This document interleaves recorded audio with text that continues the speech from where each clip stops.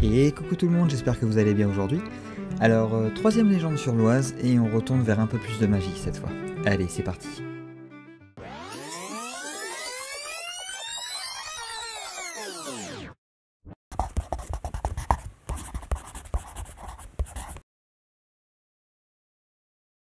Tournons-nous maintenant vers le pays de Valois, qui semble avoir son lot de légendes. C'est d'ailleurs l'une d'elles que nous allons découvrir ensemble, car laissez-moi vous conter la légende de la Dame aux papillons. À mi-chemin entre un esprit et un ange gardien, la dame, qui s'appelait autrefois Isabeau, était connue de tous ses pairs pour être particulièrement belle.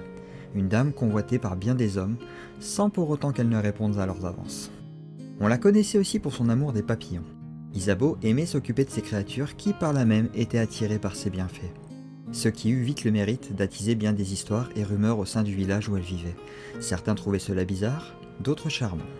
Tout changea lorsqu'un chevalier de passage nommé Raoul arriva au village. D'un regard, il tomba éperdument amoureux d'elle et tenta de la séduire.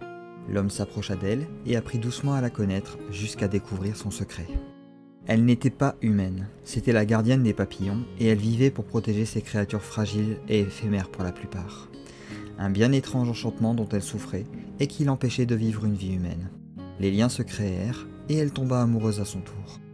Isabeau ne voulait pas en rester là et était bien décidée à briser l'enchantement pour pouvoir vivre leur amour. Après des mois de recherche, elle parvint à découvrir comment, avec un rituel effectué dans un cercle de pierre non loin du village. Cependant, le dit rituel était risqué.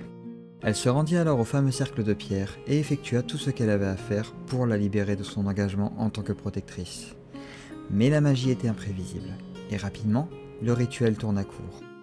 Dans un déferlement de magie, cela se retourna contre elle, et Isabeau fut changée en une nuée de papillons qui s'éleva vers les cieux orageux qu'elle avait elle-même provoqués.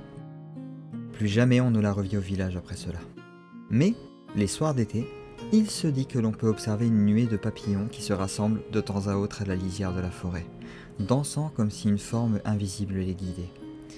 Quant au chevalier, on n'eut plus jamais aucune nouvelle après cette histoire.